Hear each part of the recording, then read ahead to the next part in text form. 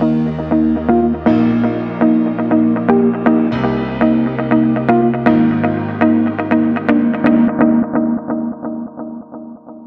and welcome to a renewed episode of wealthlessons.club, a community focused on wealth making through personal growth. My biggest regret has been pausing my podcast channel for the past 9 months or so.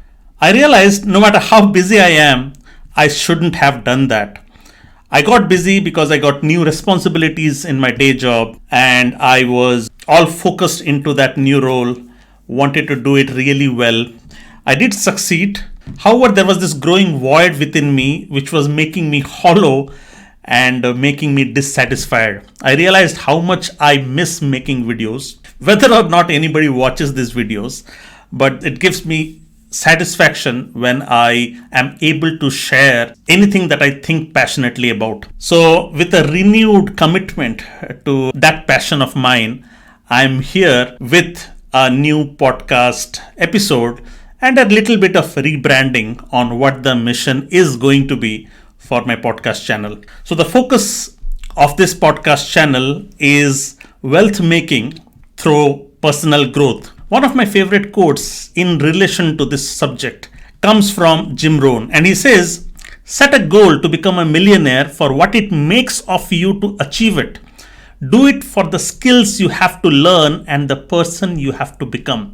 If becoming a multimillionaire is your goal, you won't achieve it without acquiring the skills, without growing into that new person who can attract $1 million or multi-million dollars. So my goal is to build an active community through this, which is why I talk to all kinds of people who have made it big all by themselves, who pursued opportunities of wealth making within their one lifetime. My other favorite quote that I cannot attribute to is this. It says, if your main circle is not discussing investing, business, side hustles, cash flow, or finances, you need to find a better circle. My goal is to make this channel and this community that circle for you. I will reveal more in the days to come. If you want to know more, if you want to stay updated, do subscribe to this channel so that you don't miss it. A few weeks ago, I was in Bangalore, India, speaking to a young guy who seemed ambitious, but his actions were not aligned to his ambition. I then explained to him, when you want to acquire a skill, you learn it by investing time into it, time and effort, right? If it's swimming, you learn by getting into the waters and investing on a swimming coach maybe. If you want to play a guitar, you learn it through a class or a coach. Making money similarly is nothing but a skill. My take on this is simple. If another human being on this planet with similar faculties like yours can make it big, then so can you. Problem is, most people imagine being rich, but they don't commit to it. If you're serious about becoming rich, money should become your favorite subject. My favorite book last year was Derek Sivers' How to Live. Derek Sivers is somebody that I have grown fond of since many years. I've loved his talks, his TED Talks. He is one of the repeat speakers on TED. He's known for his original thinking and simplified views on life and business. I had the good fortune of meeting Derek Sivers in Kuala Lumpur in TEDx there. So in this episode, I'm going to share excerpts from the book. And that book, How to Live, there is a chapter titled Get Rich. So let's get started. So as you can see on the left hand side are the chapters: Commit, Fill Your Senses, Think Super Long Term. And one of the chapters is Get Rich. And I'm gonna share excerpts from this chapter. Here's how to live, get rich. Making money is not evil, greedy, shallow, or vain. Money is not your worth as a human being or a substitute for love, but do not pretend it doesn't matter. Money can represent freedom, safety, experience, generosity, attractiveness, power, or whatever you want. But really, money is as neutral as maths. Your biggest obstacle to getting rich is the harmful meaning you have attached to it. And this is such a big malaise, especially in middle class families.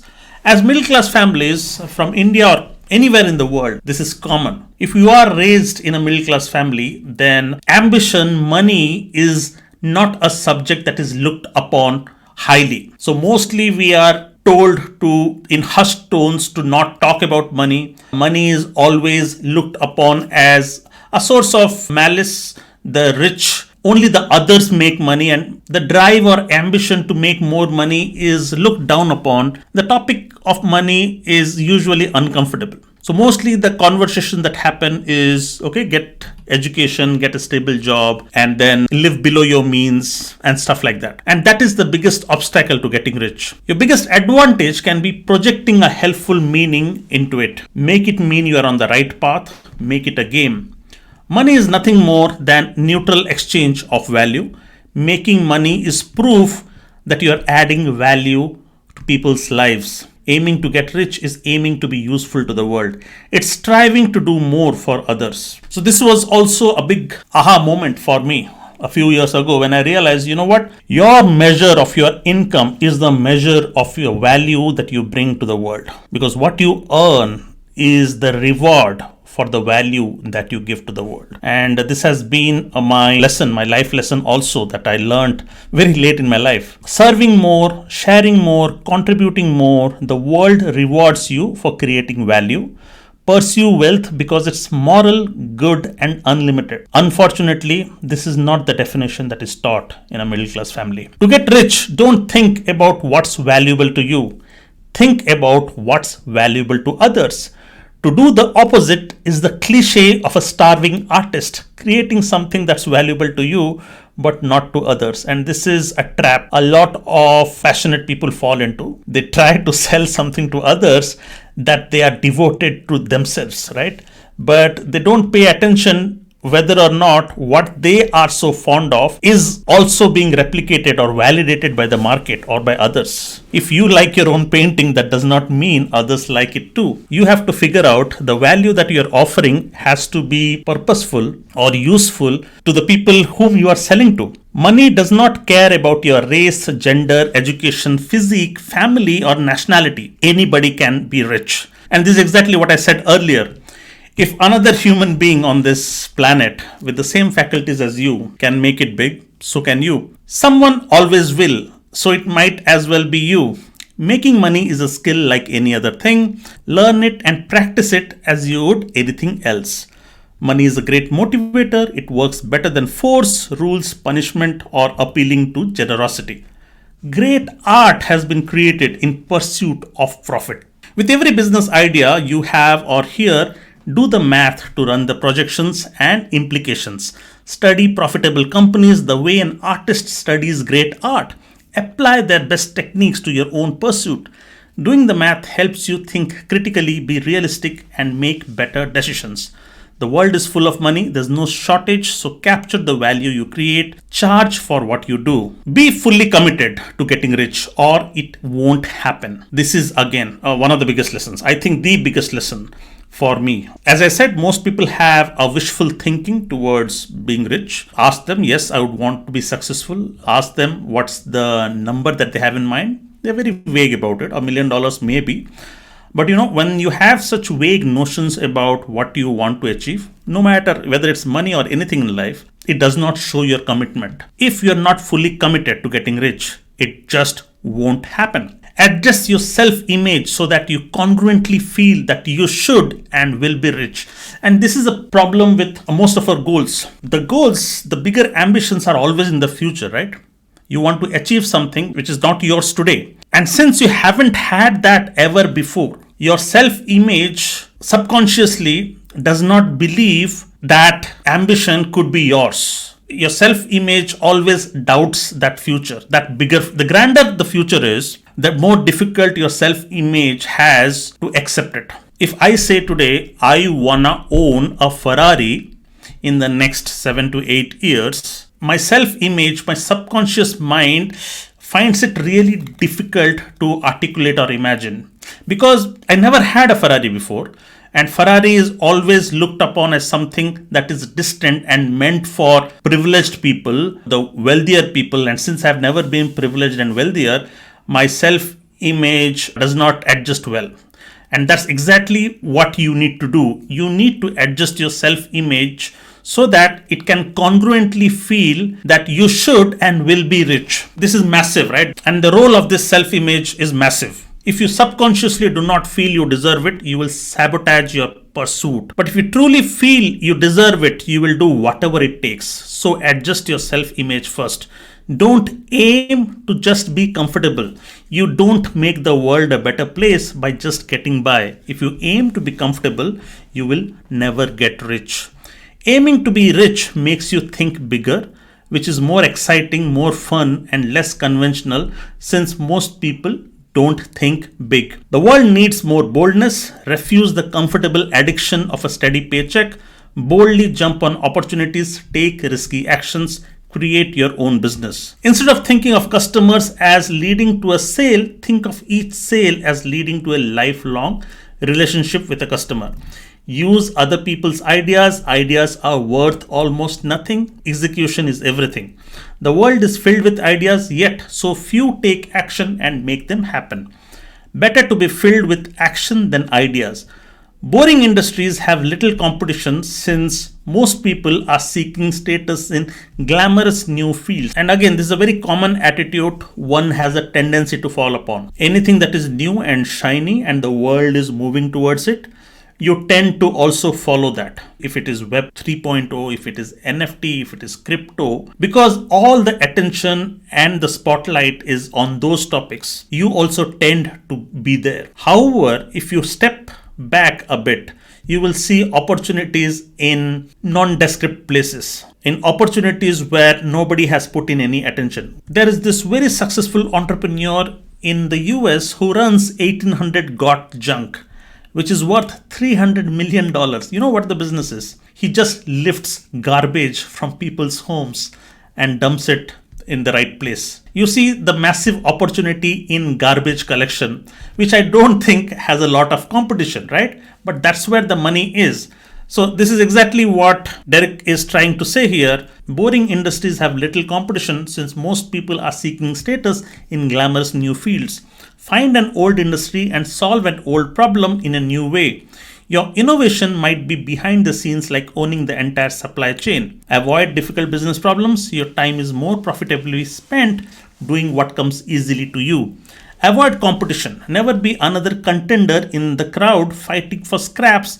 It doesn't pay to do something anybody can do. Be separate in a category of your own. Invent something completely new. Instead of fighting to split an existing dollar, inventing creates a dollar out of thin air. Invent for a very small niche of people who need something that does not exist. Instead of making a key, look for a lock, find something locked, then make its key. Follow the rising tides of where profits are going. Get in early on an industry that's developing quickly. More risk, more opportunity, more investors, more rewards. Once your business is successful, stay paranoid. Technology is improving fast, so a successful business model does not last as long as it used to be. You will be disrupted by others if you don't keep improving or disrupting yourself. This reminds me of the CEO of Bharat Pay. So I was watching his interview and he said how he was this new entrant into fintech in India, into the payment space, and how the bigger gorillas in Indian market were behind him, and he had to remain paranoid to save his business. So every 6 months, he used to come up with a new business model and introduce a new product so as to keep that differentiator from his bigger competitors. That's exactly what Derek is trying to say. Once your business is successful, stay paranoid because technology is catching up, so a business model does not last as long as it used to be. Sell your business before you have to. The fun is in creating a business or not maintaining it. So these were some of the key highlights of Derek Sivers' chapter, Be Rich. Now I want to share with you some tips on how to become wealthy from the founder of HubSpot, Dharmesh. Dharmesh wrote an article on how to become a millionaire, and I thought that was fascinating. In fact, I copied that. It was, I think, a Twitter thread, and then I copied that Twitter thread into a blog post of mine. So I'm going to share this with you. So this is Dharmesh. Again, I think he is a billionaire already, and he wrote this a few years ago. So let's go through them. Number 1, stop obsessing about money. Maintaining a laser-like focus on how much you make distracts you from doing the things that truly contribute to building and growing wealth. So what Dharmesh is trying to say here is, if you focus on making money, that is the wrong way to do things. But if you focus on adding massive value to your customers, to your buyers, to your partners, then money is the obvious outcome. Okay, you cannot escape it. Money is bound to come if you are adding massive value. Next, start tracking how many people you help, even if in a very small way. And this is again the secret sauce of most successful people. I know, let me tell you, I interact with a lot of successful people and I made this habit in the last several years. And one common thread that I see is they're massively, massively helpful, to the point that, sometimes I doubt, sometimes I think they have some ulterior motive. Why are they being so generous to me?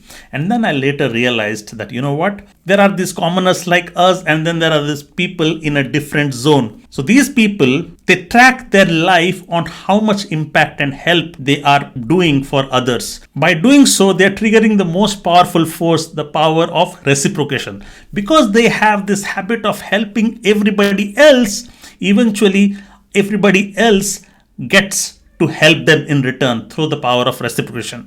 Number 3, stop thinking about making a million and start thinking about serving a million people. Again, looks like common sense, right? If you serve a million people really, really well, then there's no way you will not be able to make a million or more in return. Number 4, see making money as a way to make more things. So he says, okay, there are two types of people. One makes things because they want to make money. The other wants to make money because they can make more things. Again, what is money meant for is a question, right? So money is not the end. Money gives you the power, the influence, and it gives you choice to achieve other outcomes with that money, right? So this is exactly what he says, that see money making as a way to make more things. You can influence more, you can impact more, you can help even more by having this power of money. Number 5, do one thing better. Again, very, very profound here. Pick one thing you are already better at than most people. Just one thing. Become maniacally focused at doing that one thing. Work, train, learn, practice, evaluate, refine. Financially successful people do at least one thing better than everybody around. Number 6, make a list of the world's 10 best people at that one thing. So the example that I'm reminded of with this is Kobe Bryant. Kobe Bryant, when he was all of 9 years old, he made a list of 10 best basketball players. And then what he did was he tried to follow and learn from their game. So what he did was he tried from 1 to 10, he listed out the best 10 players in the world and he tried to beat one after another from that list. And he did that for several years and eventually he was able to cross the top one in the game and became the top performer in the game of basketball. Consistently track your progress. We become what we measure. So track your progress at least once a week against your key measures. You may measure how many people you have helped. You may evaluate the key steps on your journey to become the world's best at one thing. Again, I know this from close quarters. One of my mentors, he keeps a track on how many people he has impacted in a given year. And as I said, if you do not keep a track, how can you improve? What doesn't get measured cannot be managed or improved. Number 8, build routines that ensure progress. Set goals, create routines that support these goals, and ruthlessly track your progress. Again, very similar to number 7. But I thought these were great lists from both Derek Sivers and Dharmesh here. And I thought, first episode, let me share some inspiration from some of the masters of their craft. And who better than Derek Sivers, who is a multi-millionaire, already sold multiple businesses and now lives without any hindrances. He lives all over the world, wherever he wants to. He does whatever he wants to. There is complete freedom and how he lives and the choices he wants to make. And same is the case with Dharmesh. So Dharmesh is the founder of HubSpot, but you know what? He does not have any managerial responsibilities. So he has kept his life free of any duties because he has chosen the kind of life he wants to live. So I thought these two would be exemplary examples to share some of the wealth making lessons. I hope you like this episode. In the next episode, I have something interesting to share. So I know a dear friend of mine who became my friend in Singapore days, who left back to his country in Uzbekistan, left a really good high paying job in Citibank Singapore, And then after a few years, we just lost touch. And then I found him on Instagram with his family, with his 3-year-old son and his wife, traveling around the world for close to 8 months. And then he would go back to Uzbekistan for the next 3 to 4 months and then hit the road again, travel to these exotic places, great hotels. And then I could not stop myself from asking what's going on with his life. So I had a chat with him and he revealed his story on how he achieved financial independence and how he is able to manage to travel 8 months in a year with his family. So that is for next episode. I hope you will be back. There's a lot of interesting content, exciting content. This is again documenting my own life journey. I'm sure you would not want to miss this out. So if you again do not want to miss this out, hit like, hit subscribe so that you get to be notified whenever I come with the next episode. See you around. Bye bye.